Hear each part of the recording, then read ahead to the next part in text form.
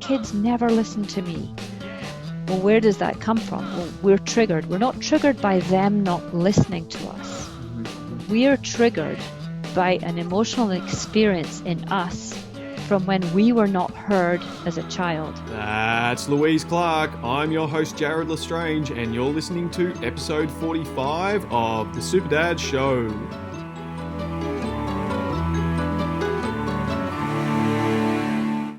Experts say that the interactions between parents and their children are more often about the way in which the parent responds than about behaviour. And that is why it's vitally important that we understand our patterns and triggers so we can work on changing them. Because if we want to have connected and loving relationships with our kids, we must understand that they're not triggering us. If we can understand the trigger, the pattern, and be aware of the story we create around it, then we can do the work to move through it.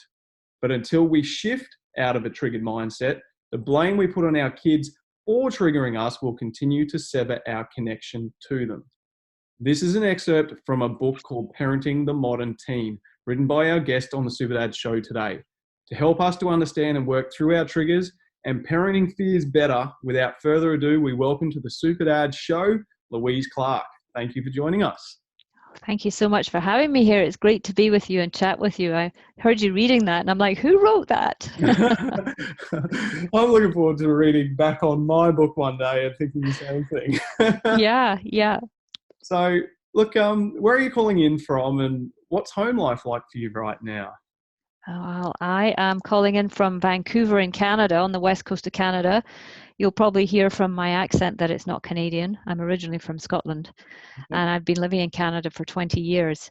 And right now where we are on a sort of kind of form of lockdown, the time of the coronavirus, and we are, confined to our homes as much as we can. And we can still go out for a walk, and we can still be with someone, provided I think it's 10 feet away. And, we can go to the grocery store, the pharmacy, and the liquor store. But only, essential kind of stores and places are open. There are some restaurants we can actually make an order and then you go and knock and they give it to you and you run away with your food. But I think, what's it like where you are?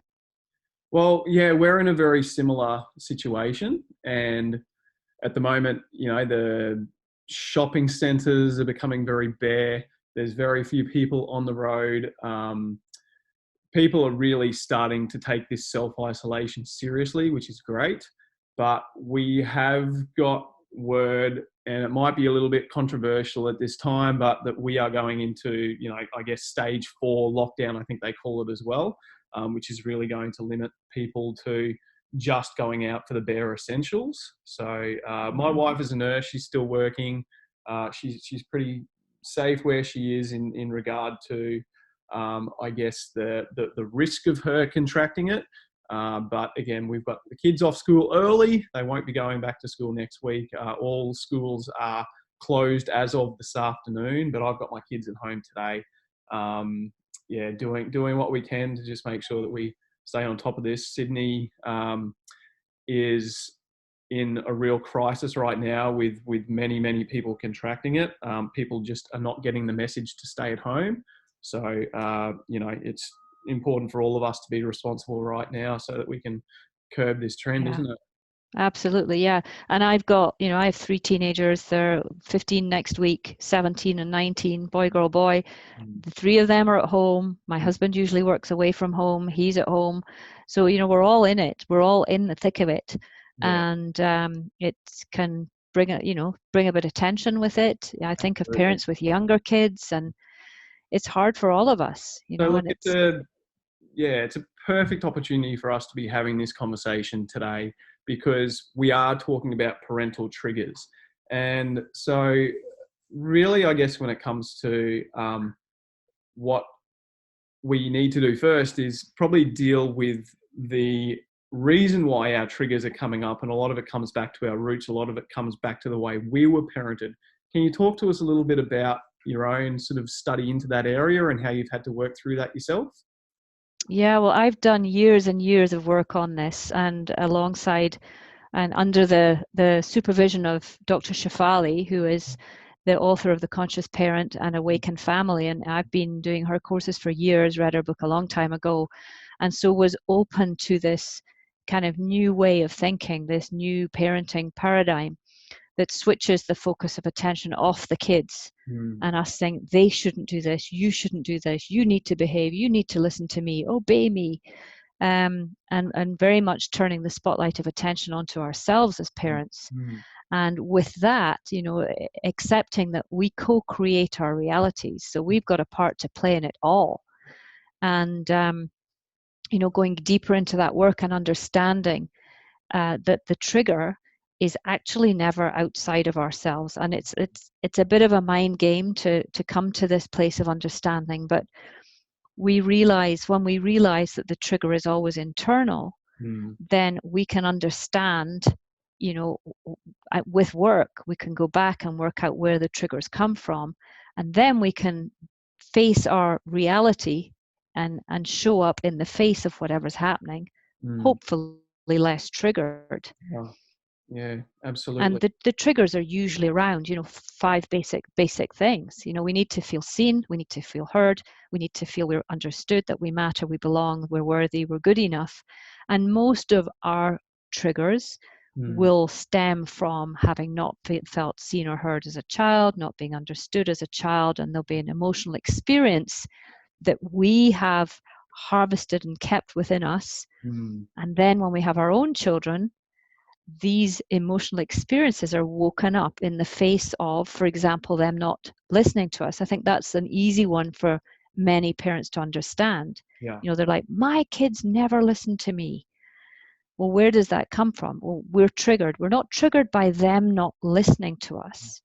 We're triggered by an emotional experience in us from when we were not heard as a child. And so that's it's an easy one to get your mind around, that, you know, if you were not heard as a child and you didn't feel worthy of being heard, you have an experience of that, and that experience stays within you. So then suddenly you have children that don't listen to you, and it triggers this wound, this emotional experience within us. So it's the most simple one to try and break it down, that most people can go, I get it. So it's not the kid not listening, it's you not being heard.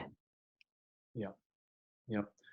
And, you know, I am getting a lot of validation of the process that I've come up with the Super Family Plan, because when it comes to what you just said about, you know, being heard, being listened to, it is one of the basic human rights that we want to feel heard, but it also comes with that responsibility to listen to others, to use good manners.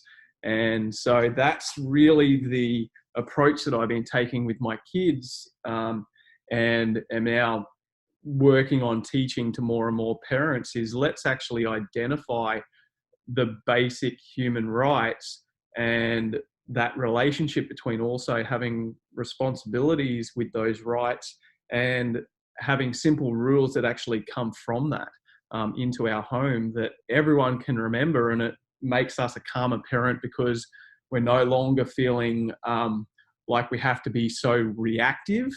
We can actually work from that place of clarity. We've had this family discussion. We have agreed that it's important for everyone to have these rights, these responsibilities, and for these rules to be in place for that reason. Let's parent from that place and remind our children so that they can learn the lesson, because obviously discipline means to teach, but so many of us are so reactive and aiming to bribe or punish or threaten our kids. And it's such an easy thing when we talk about triggers to go into wanting to threaten our kids when we feel afraid, when we feel triggered, when we feel disrespected. I know disrespect is a big trigger for me. And my 12-year-old now, the reason why I'm reading your book is I want to be as prepared as possible for these teenage years, because I know that she's already triggering me so much. And a lot of it is that we are very similar, that for her, if I don't show respect for her and talk to her in a respectful way, that triggers her, and we end up in this big power struggle. Mm-hmm. You know? I remember my son saying the same thing to me when I said, "You're being so disrespectful," and blaming him. And he goes, "Mum, with all due respect, you were very disrespectful in the way you asked me to do this particular thing. You basically came in, interrupted me from what I was doing, told me I had to do it." And he goes, "Honestly, it wasn't that respectful. So I treated you the same way back." And I'm like, "You're absolutely right. Yep. You're absolutely right."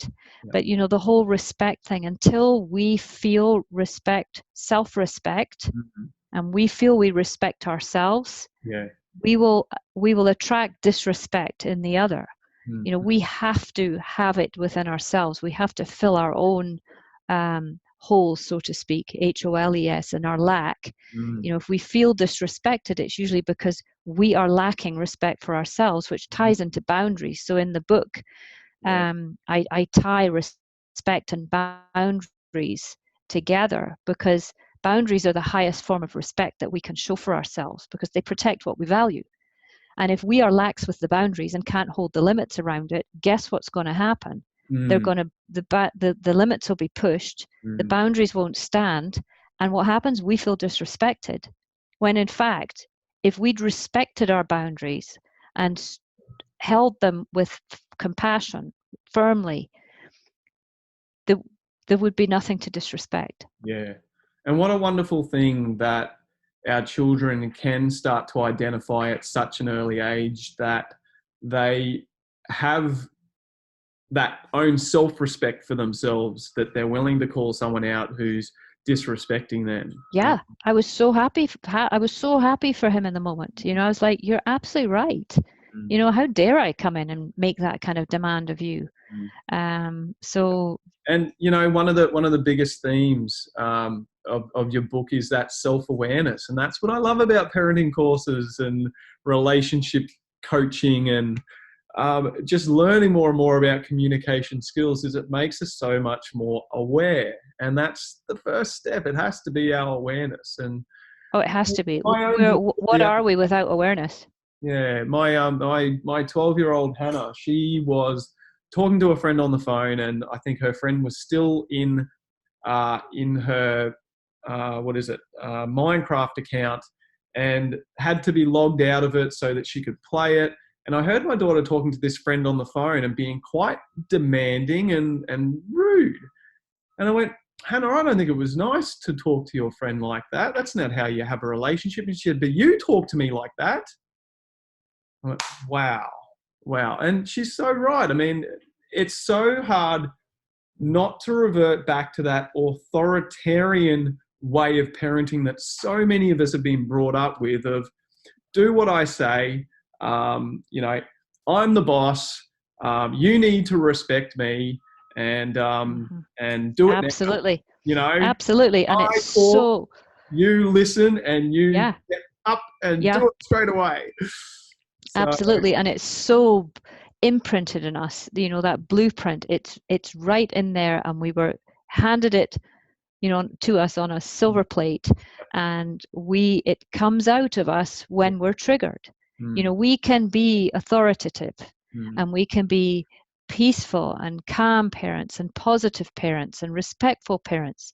But the minute we're triggered, this old operating system, this default system, will come to the light, and we become authoritarian, or we might become permissive. We the default is different in a lot of us, but the authoritarian one does run very, very strong, because it was the parenting way in generations past.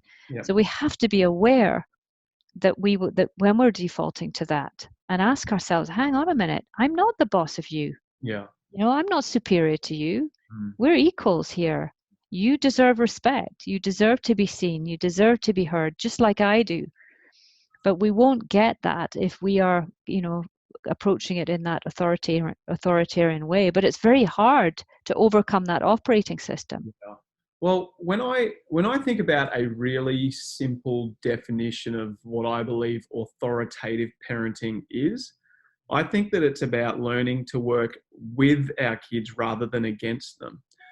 And I think that's where I'm at in terms of, I don't have all the strategies. I'm not a perfect parent that doesn't make mistakes and lose my cool and yell. There's And no such thing. There's no such thing as a that's perfect right. parent. We're not super parents. Like, I know you're a super dad, but Super Dad is all about a growth mindset and striving to be better. It's not about being perfect.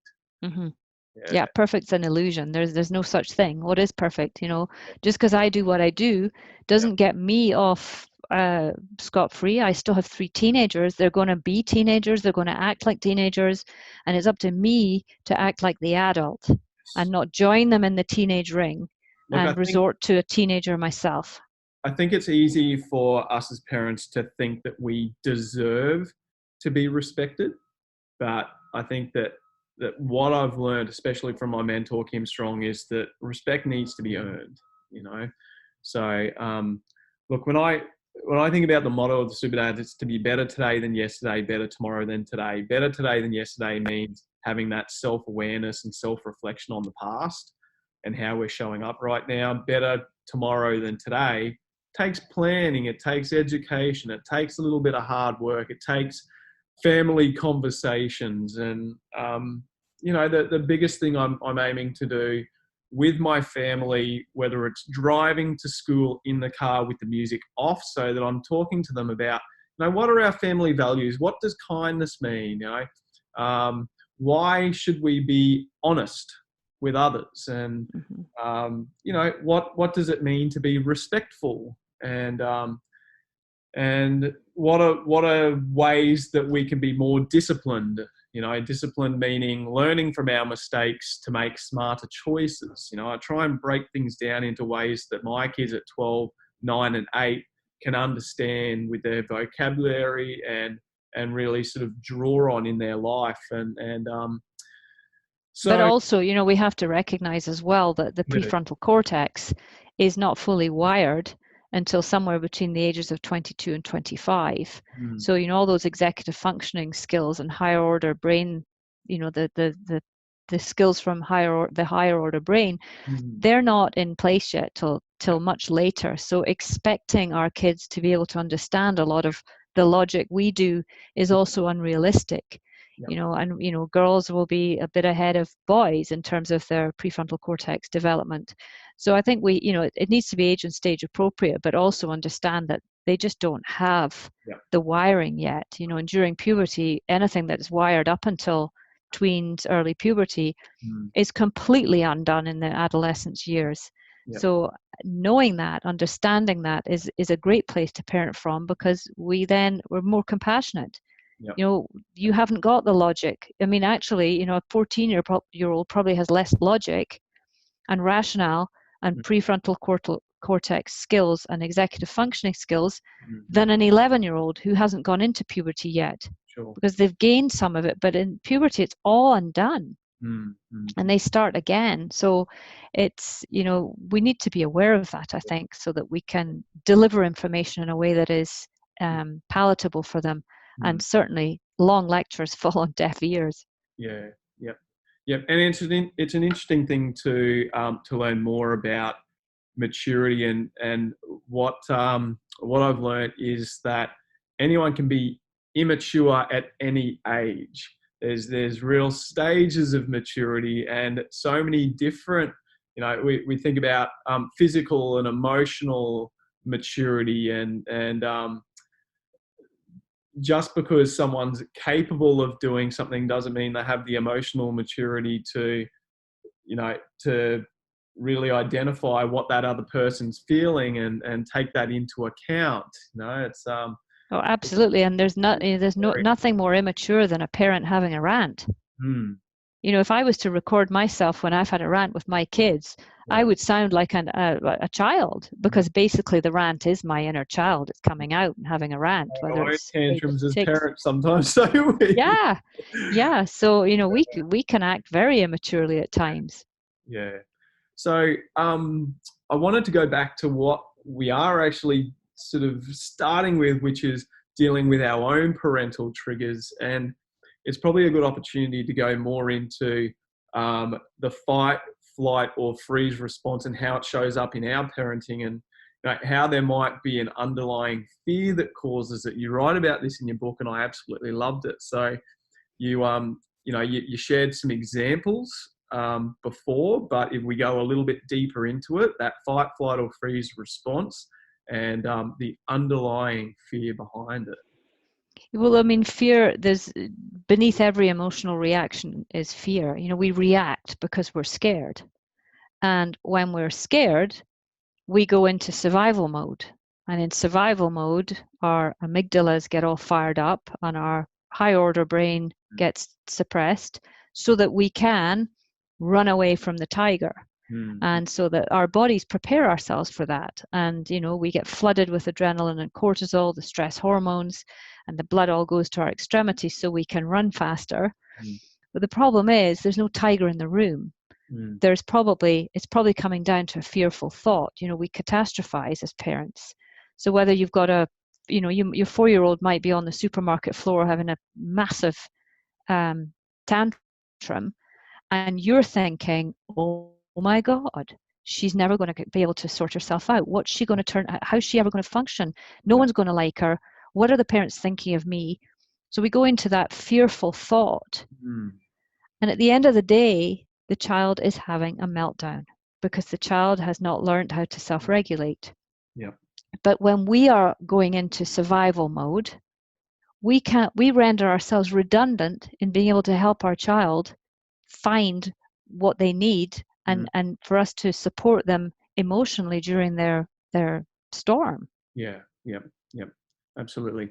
I came up with a nice little reminder for me to connect before I correct, and again, it's what you say here about the second step being aware of our own feelings, our own emotions. I mean, we need to self-regulate ourselves before we can. That's it. That's parenting in a nutshell. Yeah. If we can self-regulate and take control of our feelings and our emotions in the moment, and we can deal with them in the moment, then we can face anything that's thrown at us. The problem is we become triggered and we can't control ourselves. So we dysregulate just when we need to regulate the most. In the face of something that's upset us, or our child said something or done something or thrown something or drawn on the wall or argued with their brother, we become triggered and we lose control of ourselves because we don't have the self-regulation skills ourselves. So it's so important for us to recognize how we're feeling in the moment. And it's okay to be frustrated. It's okay to be overwhelmed. Who wouldn't be? You come down and see Sharpie marker all over your wall. Of course you're going to be like, ah! But we have to recognize that if we allow ourselves to go into too much fear, then we're not going to be able to parent the child in front of us and meet their needs and support them and be a guide and an influence in their lives, a positive influence in that moment. We're going to scare them off with what we might say because we're terrified at the thought that, my God, it's Sharpie, it's not going to come off. That means I've got to paint the wall. They don't know. I've told them 20 times, don't draw on the wall, but they still are. And boom, we're off. We have to be able to control ourselves in the face of whatever they do. And that's not permissive parenting. They're going to be kids. They might draw on the wall. They might scream. They might not eat their broccoli. They might not do their homework. They might come home an hour late. They might go and get stoned. I've just ramped that up from the toddlers to the teens. These are, to say they're normal, they're pretty normal childhood, adolescent, teen things to do. And we have to be able to control ourselves in the face of all of that and regulate ourselves so that we can parent them. But it's interesting. What triggers me is something as simple as a towel that's been left on the ground again, or in a bedroom damp again. It's like, why have you not learnt yet after these numerous times? Hey girls, make sure you. Because the towel's not. It seems so simple to us. It's not important to them, and I bet you the wet towel on the floor wasn't important to you either. The problem was if you'd left it on the floor wet once, You were told don't do it. You didn't do it again because you'd have been punished if you did it, maybe.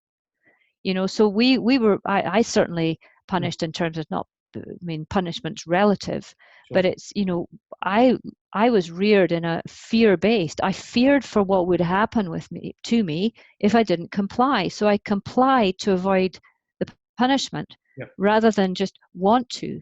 But we have to understand a 12-year-old couldn't give a rat's ass as to whether, there's a wet towel on the floor. They don't even notice it. They don't notice the dishes. They don't notice the stuff on the floor.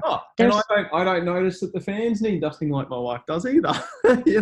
Right. So it's when we think about the amount of listeners who are going to be like, well, that's the exact reason why I need to punish my kids. That's the exact reason why there needs to be, fear in the home, so that they learn that they can't make that same mistake again.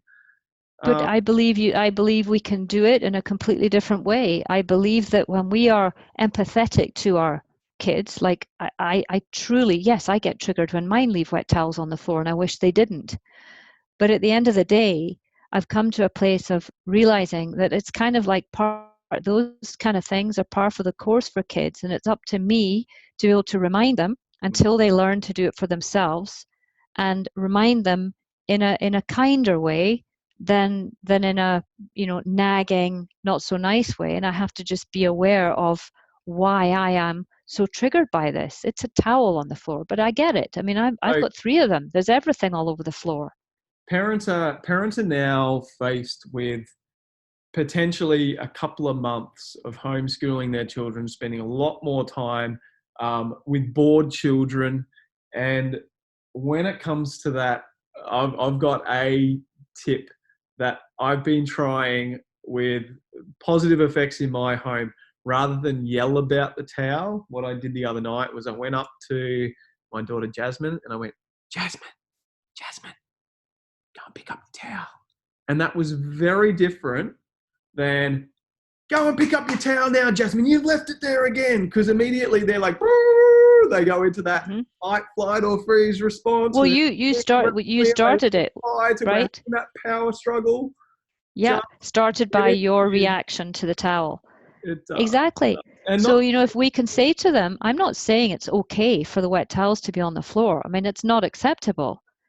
But I don't think it's acceptable to yell at them and say, get the towel off the floor. I've told you 20 times.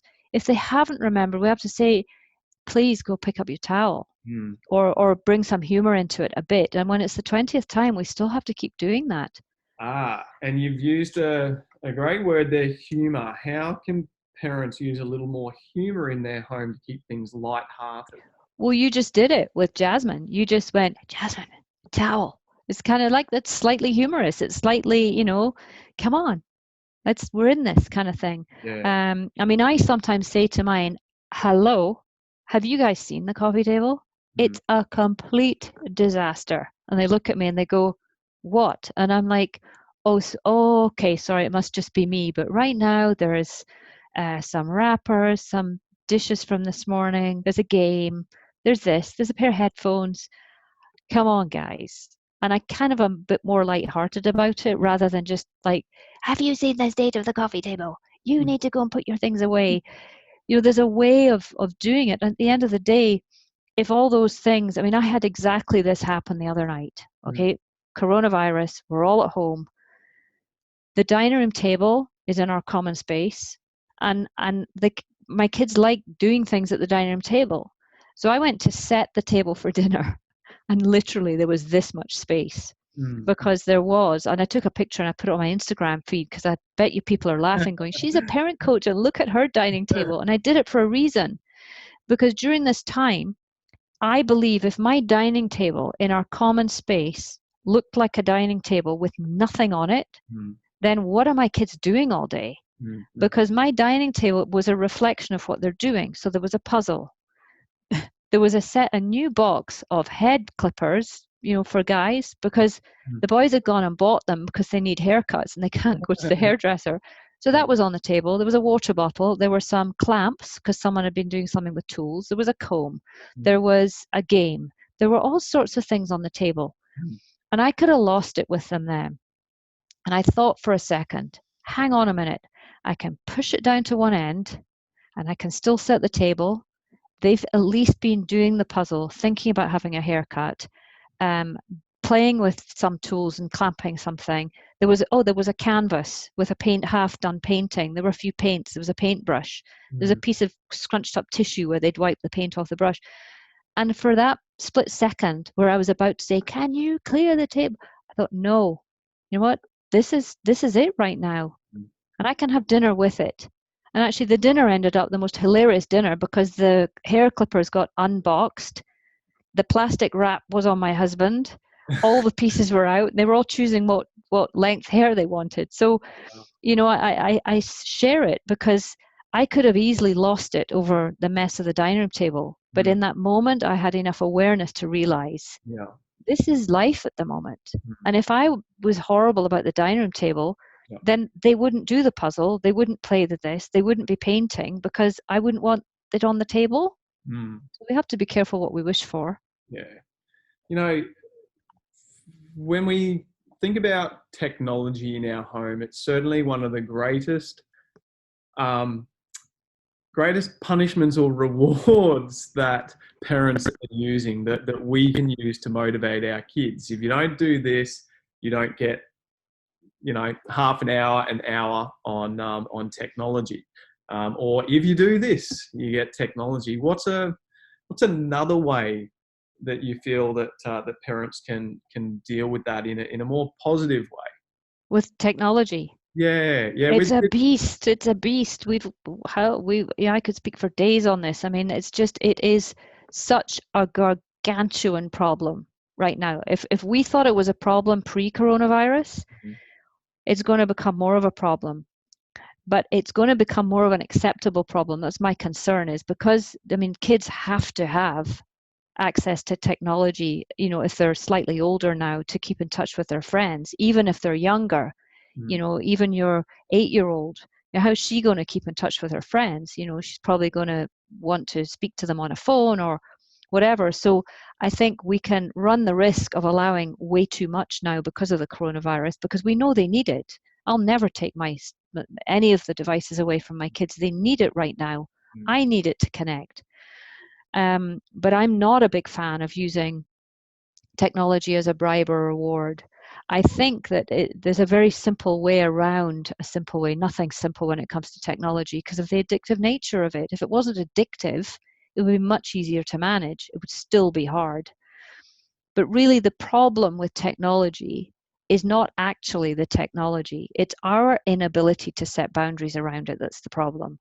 And because our kids are entertained when they're on it, it's very easy for us to just like, okay, have another half hour because I can get my emails done. Have another hour. Hey guys, you can watch another show because I need to make dinner. So, you know, we have to be careful how we're using it and how we're allowing them for certain things and saying, get off it now.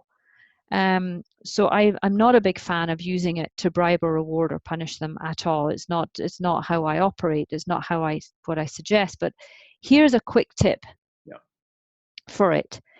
I think we need to be careful how we frame it. You know, earlier on you were saying, if you do this, you can have this. If you don't do that, I'll take it away.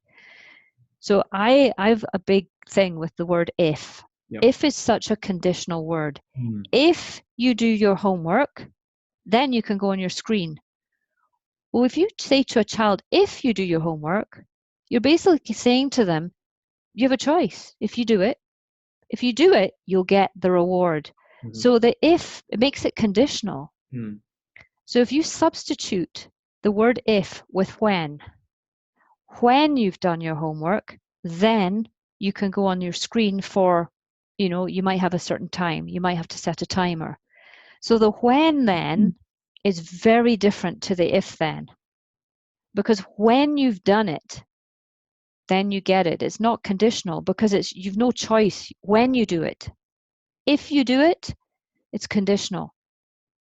And the reward, you know, if you think, well, if they do it and they get a reward, that's okay. A reward's okay. But no, the reward becomes the punishment if they don't do it.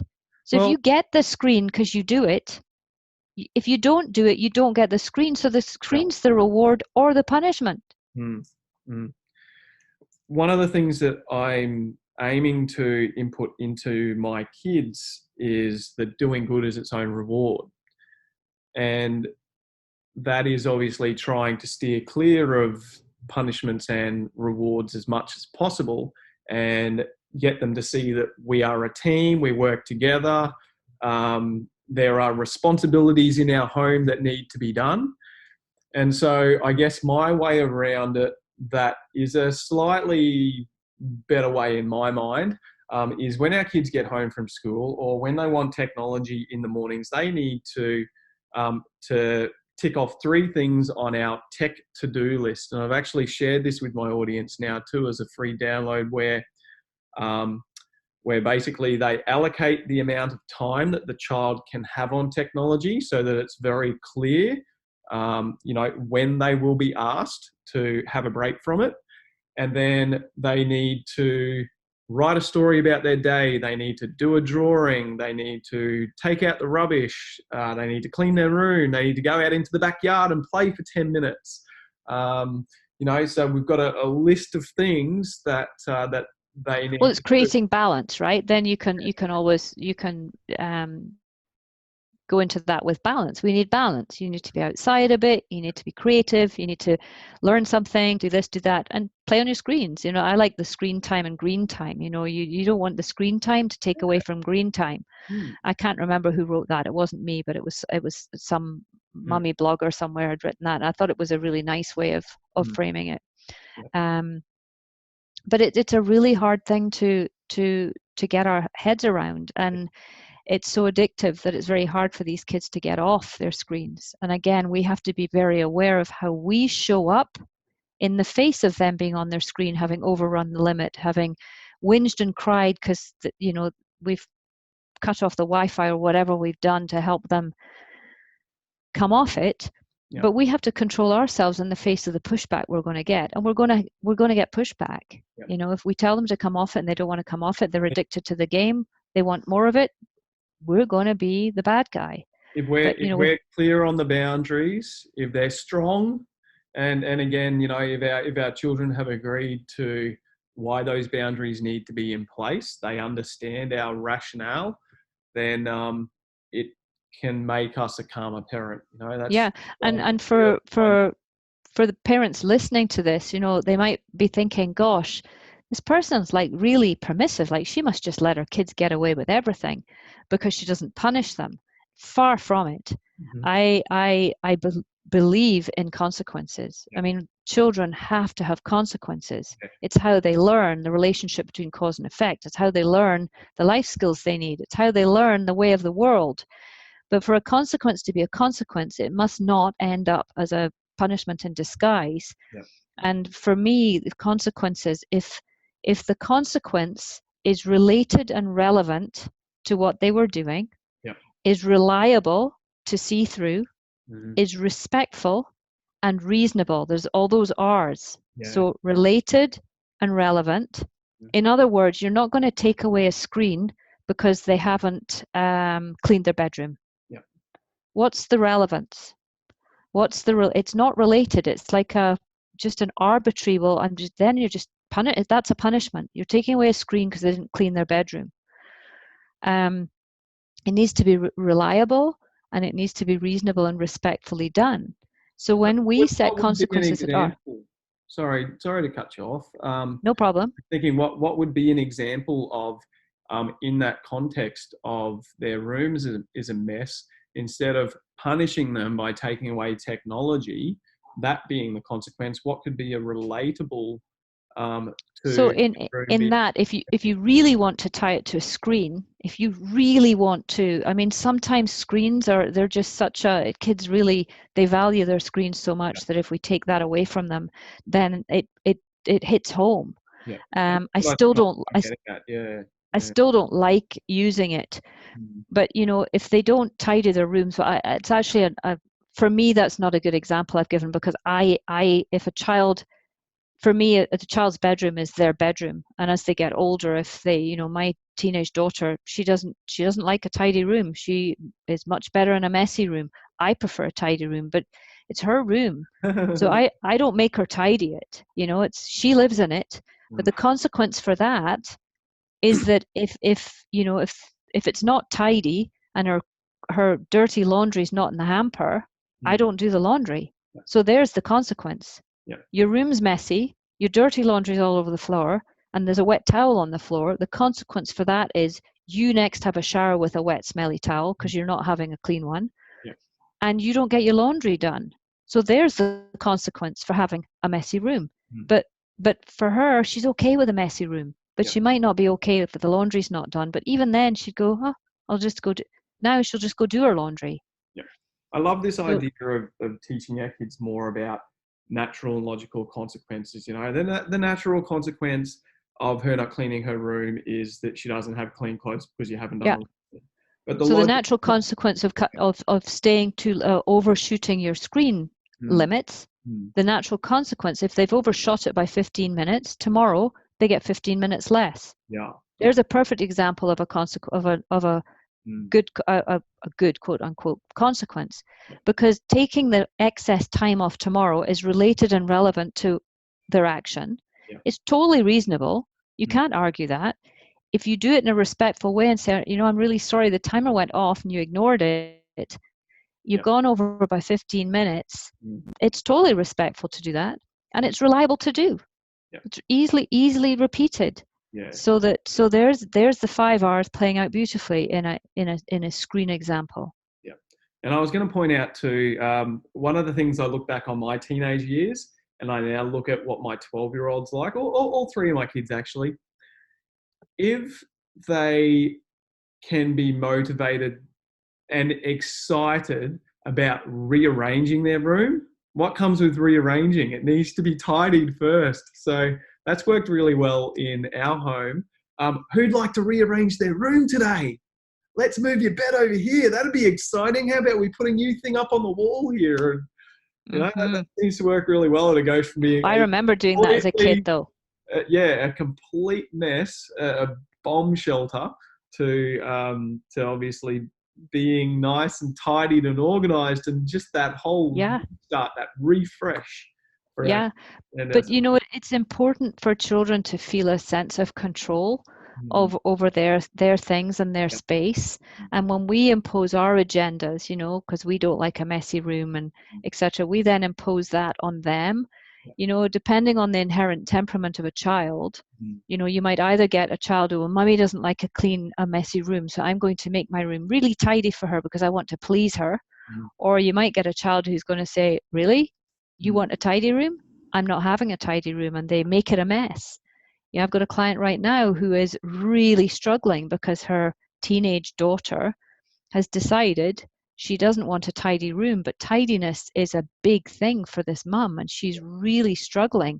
And the daughter is giving her a run for her money. And the more her mum wants the room tidied, the more this girl is making it untidy. And at the end of the day, it's your house. You own the house, but it's their room, and they need some place where they can feel in control of their things. And if that's them making a mess, then that's their way of feeling in control.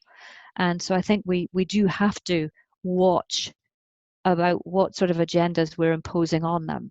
Well, you have to make your bed. I want your room tidy. And my daughter, she made it very clear to me, because she's messy. And at one day, the room was this is years ago. It must have been about 5 years ago. It was an absolute bomb site. So I went in and I tidied it. I couldn't take it anymore. Tidied it. She came home from school and she went into her room. She came back. She didn't say anything. I'm like, she triggered. She hasn't even realized I've done it. She doesn't appreciate me. She's so ungrateful. Off I go. Fearful thoughts. And then I saw her and I said, did you see I tidied your room? And she went, yeah. Trigger even more. I'm like, ooh. Ooh. And I went, well, thank you would be nice. And she looked at me and she went, and she must have only been about 11. And she said, Mom, I didn't ask you to tidy my room. You wanted to tidy my room because you don't like a messy room. I'm totally happy with a messy room. But she said, thanks for tidying it. And I thought, boom. She told me, and she actually told me very nicely. And I said, you know what? See, this was my problem. This wasn't her problem. I needed the validation. I needed to be appreciated. I'd done something for her and was looking for her to say, thank you, Mom. My room's amazing. I love it when it's tidy. No, she doesn't. She couldn't care.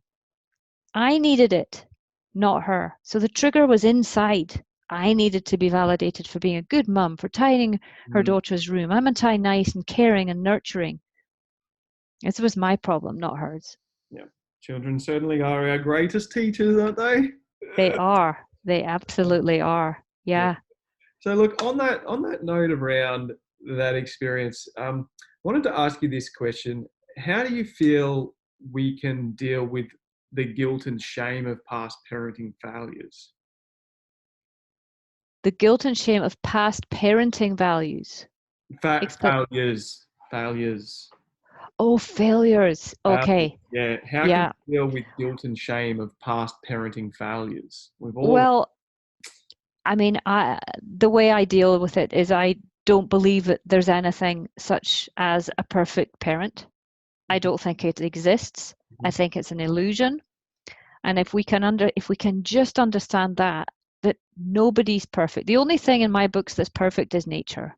And yes, we're nature, so we're perfect as we are. Yep.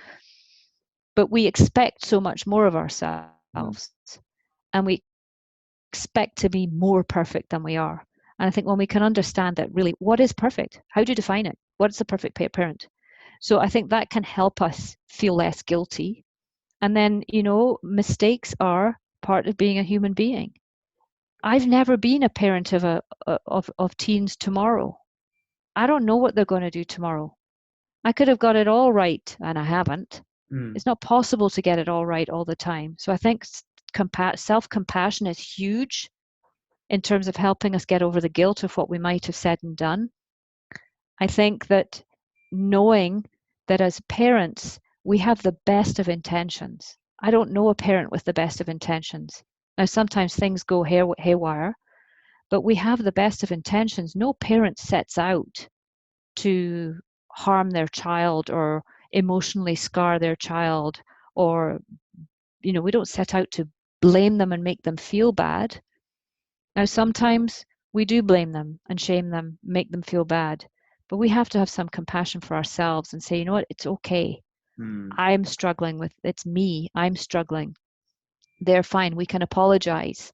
If we feel guilty for something, we can apologize to our kids and say, you know what, Mummy shouldn't have shouted at you like that. That's not fair. It's not right.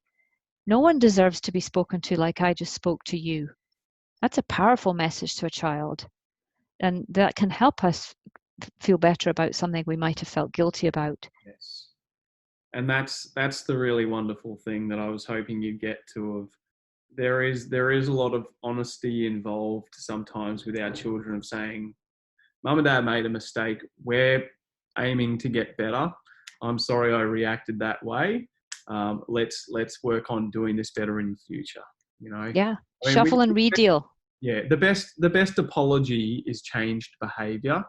I think that it's just important to not throw around there's no perfect parents and then continue to make the same mistake again. We're talking about self-awareness here today, self-reflection. I've written a lot about this lately because I think I have this fear of failure, or that I haven't actually learnt the lesson from the mistake that I've made enough to stop making it again. But you will continue to make the mistakes and react and react and react, because it's very hard to completely eradicate the trigger. We can work on the trigger, and we can parent the inner child, and we can understand where it's coming from, and we can be gentle with ourselves. But we have to know that I know I'm going to react at some stage in the future. I don't know when it's going to be, but I know I'm going to. So I think to expect ourselves to never make the same mistake again is unrealistic. I think we might make the same mistake over and over again. It might be nuanced, it might be slightly different, but it, be a variation of. And, who knows what in that moment, what's caused us to make that mistake again. And I think we can be forgiving of ourselves. But as long as we accept we've made a mistake and apologize we've made it, and people can see we're trying desperately hard to change our actions, change our ways. We were talking about how easy it is to default to authoritarian parenting. Well, if that's deemed a mistake, you're going to default there because you can't not when you're triggered, right? So we will keep making the same mistakes occasionally and occasionally again, hopefully less and less. But I think it's a tall order to expect ourselves to never make the same mistake again. I expect you to never be an authoritarian parent again. You've done it how many times? Why haven't you learned your lesson? It's like, be gentle on yourself. It's a tall order. Yeah, thank you for that. I mean, I'm obviously doing so much work on my own triggers and my own family relationships right now, and having those conversations about my parenting roots and the big rocks that need to be broken down, the behavioral challenges in our home, so that we can work through them and improve some of the sibling rivalries that we have between my girls. And I think that when things don't go to plan, it's very easy to beat myself up. But when it all comes down to it, having those strategies in place, having that plan has adjusted my behavior more times than not. And I know I'm getting better because of it. But am I consistently perfect? Absolutely not. But and neither am I. Neither am I, for the records. I'd be lying. And if I said, "Oh, I'm never triggered. I'll never yell at my kids again. I'll never do this," I'd be lying. And someone would say, "Well, it's not possible to not be. It's not possible to not be triggered by children." Yeah. I don't believe it's possible. I believe the work we do, the growth we do, evolving, is a work in progress. I don't think it's ever done. Is not to say that I'm now a conscious parent. No, I'm continuously working to be more conscious. Yes. Is there an end to it? No, I don't believe there is. And I think that's the beauty in it, that there's always room for growth. We're in a world that is locked down right now because of the coronavirus. How can we stay compassionate, kind, and caring and calm despite what might be going on around us right now? By managing our fears, and for me, certainly, I think I can generalize and say, I think we have to be very aware of how much news we need and how much is enough.